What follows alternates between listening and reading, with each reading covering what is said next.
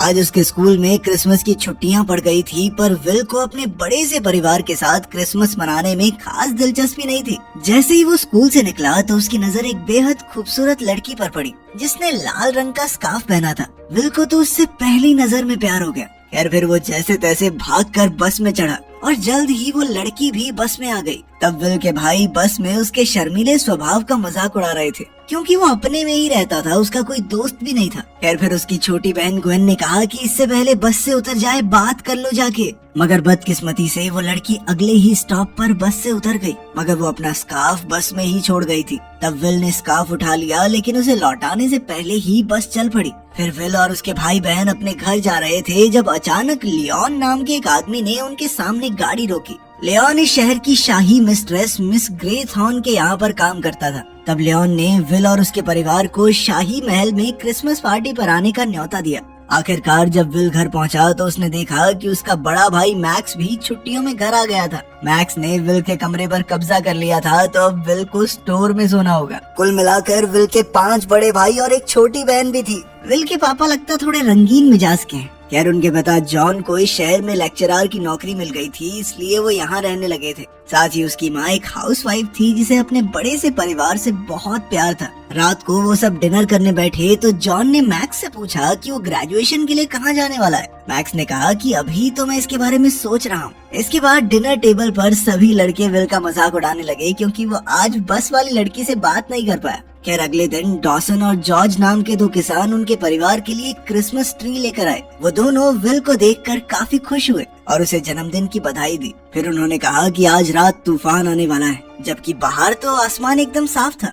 बाद में विल के परिवार ने उसे ढेर सारे तोहफे दिए। बाकी सबके गिफ्ट यूं ही बेकार से थे, मगर विल ग्वेन के तोहफे को लेकर काफी उत्सुक था क्योंकि सिर्फ वही विल के लिए सोच समझकर कुछ तोहफा लाई थी। विल ने डिब्बा खोला तो उसमें एक सुंदर सी घड़ी थी। ग्वेन ने खुद उसकी कलाई पर घड़ी बांधी और उसे कोई इच्छा मांगने को कहा। तब विल ने इच्छा मांगी कि वो चाहता है कि यहाँ भी बर्फ पड़ जाए। खैर रात को जब विल की आँख खुली तो उसने देखा कि वहाँ पर बर्फ पड़ रही थी, जिससे वो बेहद खुश हो गया। मगर ठंड ज्यादा होने की वजह से उसे खिड़कियाँ बंद करनी पड़ी। लेकिन अचानक उसके हाथों में इतनी ताकत आ गई कि उसके आराम से हाथ लगाने के बावजूद भी खिड़कियाँ टूटने वाली थी। फिर अगले दिन विल एक बस स्टॉप पर था तो उसने देखा कि पास के एक पेड़ पर बहुत सारे कौवे आकर बैठ गए थे। जल्द ही बस आ गई तो विल उसमें चढ़कर मॉल में पहुंच गया। असल में वो ग्वेन के लिए क्रिसमस का तोहफा खरीदने आया था। जल्द ही उसे एक खूबसूरत पेंडेंट मिला जो उसने ग्वेन के लिए खरीद लिया। इसके बाद विल जैसे ही मॉल से निकलने वाला था तो अचानक 2 पुलिस वालों ने उसे पकड़ लिया।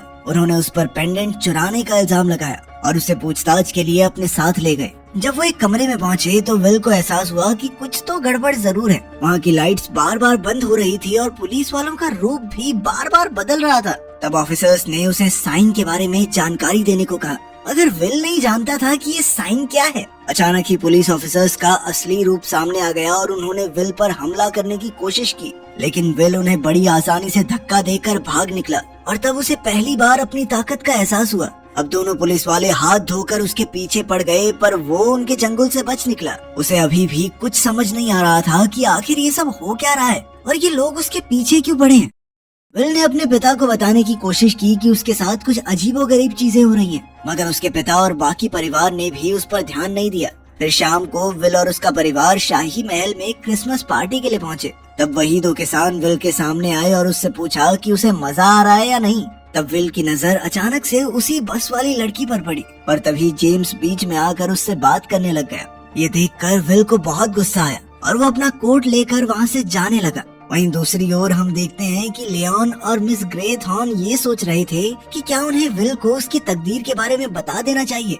इधर विल अकेला जंगल में चल रहा था कि अचानक घोड़े पर बैठा एक आदमी और उसके कुत्ते विल का पीछा करने लगे। विल उसी समय अपनी जान बचाकर भागा, पर उस आदमी का घोड़ा तेज था और उसने विल को रोक ही लिया। उस आदमी ने भी विल से साइन के बारे में पूछा, पर विल नहीं जानता था कि वो किस बारे में बात कर रहा है। पर तभी अचानक लियोन और मिस ग्रेथॉर्न वहाँ आ गए और उन्होंने उस राइडर को विल को अकेला छोड़ देने को कहा। अब राइडर वहाँ से जाने लगा, लेकिन जाते हुए उसने कहा कि कुछ ही दिनों में उसे अपनी शक्तियाँ वापस मिल जाएंगी और जब वो वापस लौटेगा तो कोई भी जिंदा नहीं बचेगा। अब लियोन और उसके साथियों ने देखा कि विल हक्का बक्का होकर खड़ा था। तब वो उसे जादू से समय में पीछे एक प्राचीन दुनिया में ले गए। उन्होंने विल को बताया कि वो दुनिया की रोशनी को बचाने वाला प्राचीन योद्धा है। उन्होंने बताया कि सैकड़ों साल पहले ग्रेट हॉल नाम की एक जगह पर रोशनी और अंधकार का एक युद्ध हुआ था, जिसमें रोशनी की जीत हुई थी, पर वो अंधेरे को हमेशा के लिए खत्म नहीं कर पाई। अब अंधेरे को खत्म करने के लिए विल को 6 जादुई साइन हासिल करने होंगे ताकि वो बुरी शक्तियों को हमेशा के लिए हरा सकें। उन्होंने बताया कि तुम्हारे जन्मदिन पर तुम्हारी पूरी शक्तियाँ जाग उठी हैं और तब से ही उसे साइन दिखने भी शुरू हो गए होंगे। पर जल्द ही उस राइडर को भी अपनी शक्तियाँ महसूस होने लगी, लेकिन उसकी बढ़ती हुई शक्तियों को और लोग भी महसूस कर सकते हैं, जैसे कि वो राइडर जो उसे मारने आया था। विल अब भी समझ नहीं पा रहा था कि उसे ये शक्तियाँ क्यों मिली। तो लियोन ने बताया कि पुरानी कहानियों के मुताबिक वो एक सीकर है, यानी कि 7वें बेटे का 7वां बेटा। उनके पास बुक ऑफ ग्रामरी नाम की एक प्राचीन किताब थी, जिसमें साइन को पहचानने के बारे में बताया गया था, और सिर्फ विल ही इस किताब को पढ़ सकता था। ये सुनते ही विल हंस दिया, क्योंकि उसके तो सिर्फ 5 ही भाई थे और वो अपने माँ बाप का 7वां नहीं 6ठा बेटा था। उसने कहा कि उन्होंने गलत इंसान को चुन लिया है। अब विल वहाँ से जाने लगा, मगर लियोन और उसके साथियों ने कहा कि वो अपनी तकदीर से मुंह मोड़कर नहीं जा सकता। उसी पल विल को आने वाले भविष्य की झलक दिखाई दी, जिसमें अंधकार ने पूरी दुनिया पर कब्जा कर लिया था। ये देखकर वो बुरी तरह घबरा गया और अचानक एक सड़क पर आ पहुंचा, जहां उसका एक्सीडेंट होने ही वाला था। खैर, जैसे तैसे वो अपने घर पहुंचा, जहां उसने थोड़ी और रिसर्च की। फिर उसने अपने पिता से इसके बारे में कुछ सवाल पूछे, क्योंकि वो फिजिक्स के प्रोफेसर थे। विल ये जानना चाहता था कि क्या रोशनी अंधेरे को हरा सकती है।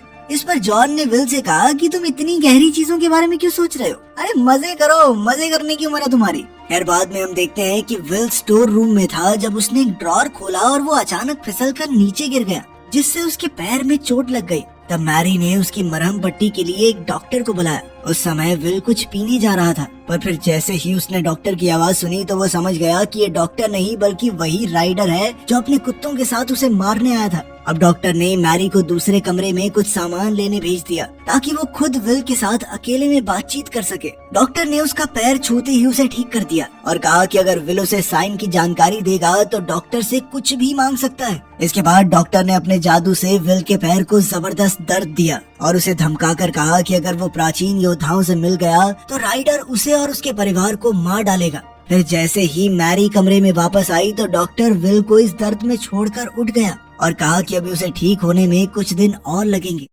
इसके बाद विल एक बार फिर से स्टोर में पहुंचा, जहां उसे 2 जुड़वा बच्चों की तस्वीर मिली। वो इस तस्वीर को लेकर अपनी माँ मैरी के पास पहुंचा तो मैरी ने बताया कि विल का एक जुड़वा भाई भी था, जिसका नाम था टॉम। जब विल और उसका भाई महज 2 हफ्तों के थे तो अचानक बाहर जोरदार तूफान आया, जिससे दोनों बच्चे रोने लगे। तब मैरी विल को उठाकर नीचे के कमरे में आई और जॉन को टॉम को साथ लेकर आने को कहा। उस वक्त जॉन अपनी थीसिस पर काम कर रहा था, तो वो 1 मिनट बाद टॉम के कमरे में गया, पर बदकिस्मती से टॉम वहाँ था ही नहीं। उन्होंने टॉम को ढूंढने की खूब कोशिश की, लेकिन उस दिन के बाद टॉम उन्हें कहीं नहीं मिला। इस हादसे से जॉन को इतना गहरा सदमा लगा कि उसने अपनी थीसिस लिखनी ही बंद कर दी और डिप्रेशन में चला गया। ये सुनकर विल को एहसास हुआ कि दुनिया पर बहुत भारी खतरा मंडरा रहा है, इसलिए उसने प्राचीन योद्धाओं से हाथ मिलाने का फैसला कर लिया। उसने प्राचीन किताब पढ़ी तो उसे एहसास हुआ कि उसके पास कई सारी शक्तियाँ थी, जैसे वो रोशनी के साइन को पहचान सकता था, किसी भी चीज को अपने दिमाग की शक्ति से हिला सकता था, वो समय में आगे पीछे भी जा सकता था और साथ ही उसके शरीर में जबरदस्त ताकत आ चुकी थी। इसके अलावा वो चाहे तो अपने हाथों से आग बरसा सकता है। मगर विल को सुपरमैन की तरह उड़ना था, मगर उसके पास वो पावर नहीं थी तो वो थोड़ा निराश हो गया। खैर, फिर लियोन ने विल को उसकी शक्तियों का इस्तेमाल करना सिखाया। उस समय विल को दिखाई दिया कि पहला साइन उस पेंडेंट में था